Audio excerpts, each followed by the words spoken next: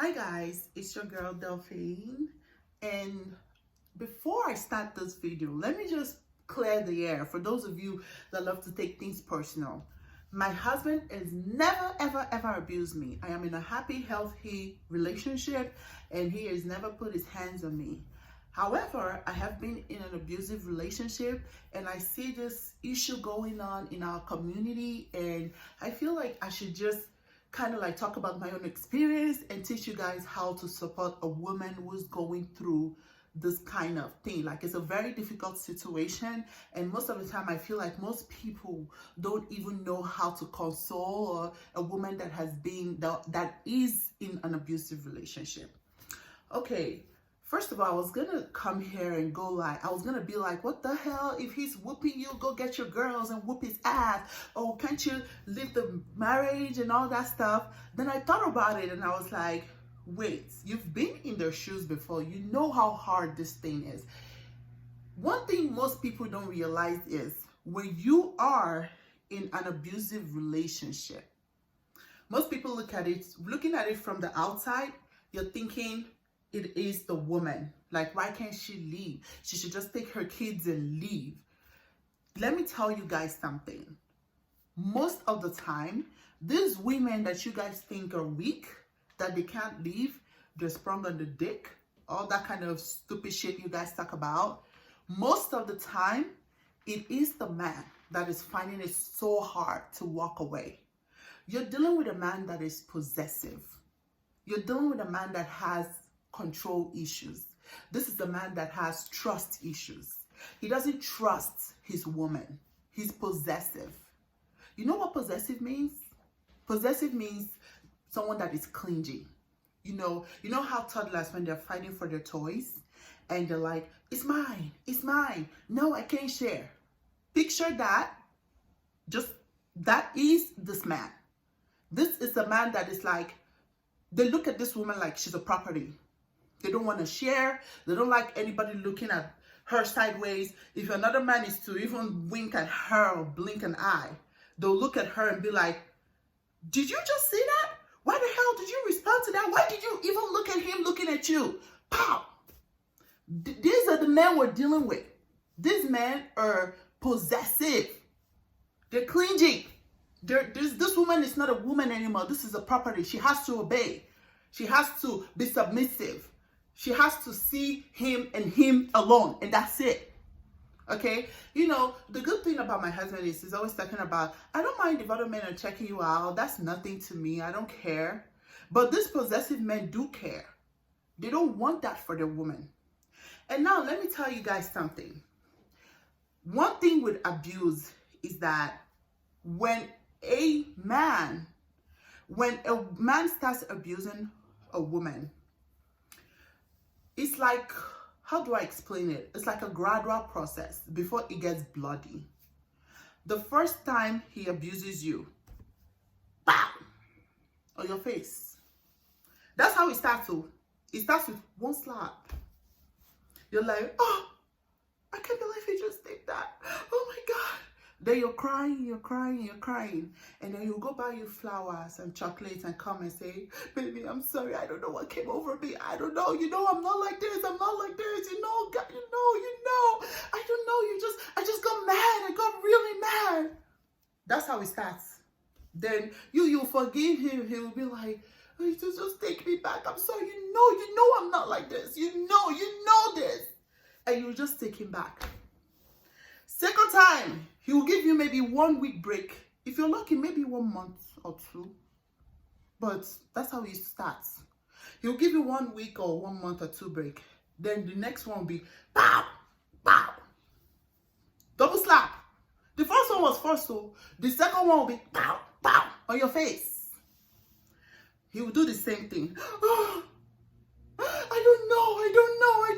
They don't always know. They don't always know. They love you, right? They said they love you. I love you. Here is this flower. You say you want that jewelry? You want an Apple Watch? Oh, baby, here is it. I'm so sorry. That's how it starts.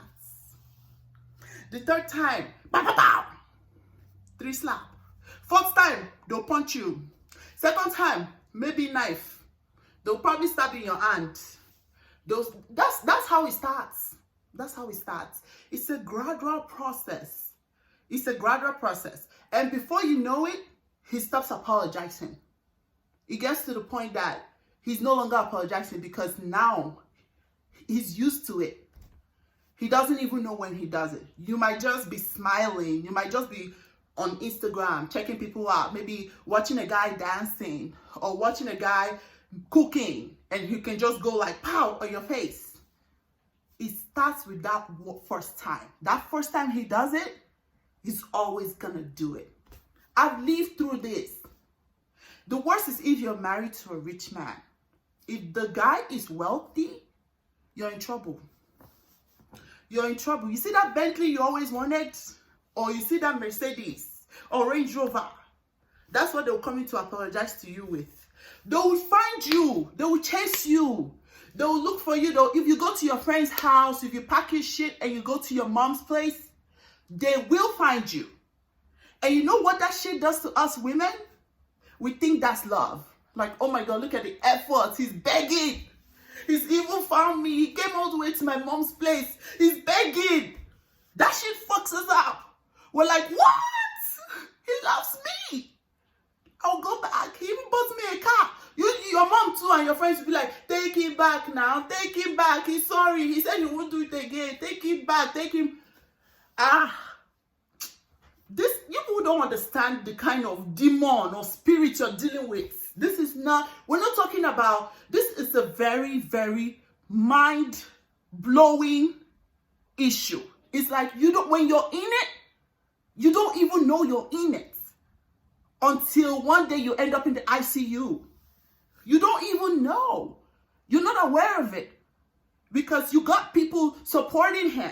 You got people saying, he's trying, give him a chance. He's trying, he's doing everything he can to make it work. Give him a chance. And you two, you're like, okay, at least he bought me this car. Oh my God, baby, he loves me. He'll take you to go eat master steak or whatever steak house you've always wanted. And you're just gonna be like, yes, he loves me, I'll take it. That's how it starts. Before you know it, I see you. The worst. 6 feet under. All those your friends will be like, if I had known. Let me tell you guys something. If you have somebody that is in a physically abusive relationship, I'm not talking about other types of abuse, because I know there are other types of abuse. I'm talking physical abuse. If you know a girl in an abusive relationship, instead of you telling her to leave and making her look stupid or saying that she's sprung on the dick or whatever it is that you guys talk about, instead of you putting everything on her, what you should do is find a way to get that man out of her life.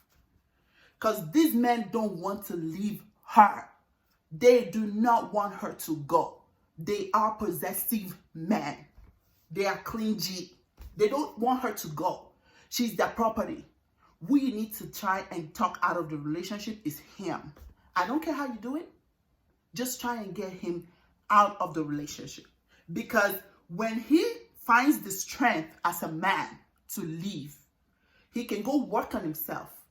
Matter of fact, whatever he wants to do, let him do. Because I don't even want to say therapy. Because most of the time, people just, this therapy shit, sometimes it works, sometimes it doesn't work. Because when you get into the mind of someone that is used to doing things like that, they know how to get a woman and get her in a place.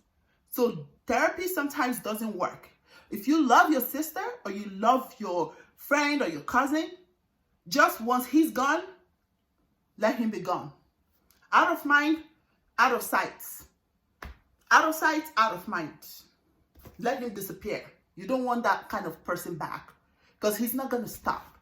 It's a cycle. They're used to it. They're used to it.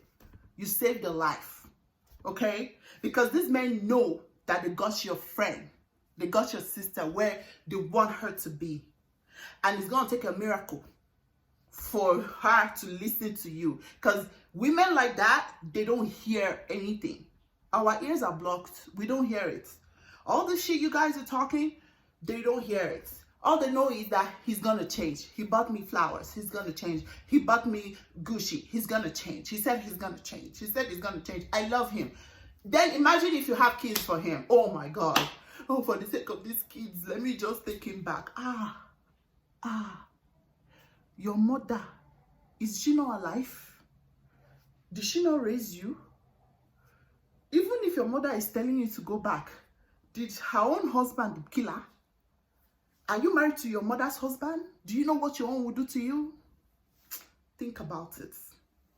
If your mother is still alive to raise you and she's telling you and she's giving you advice like, okay, you know, your daddy used to beat me, but we stayed now.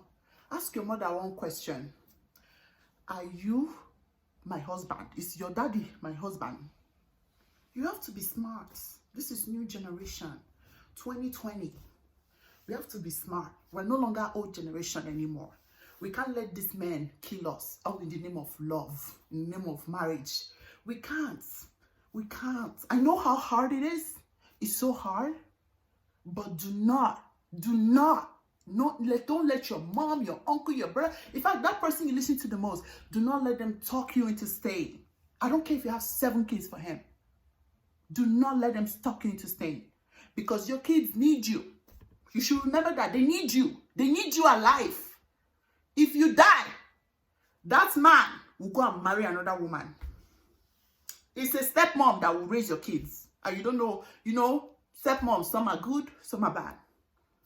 They need you. Think about it. That's all I have to say. Deuces.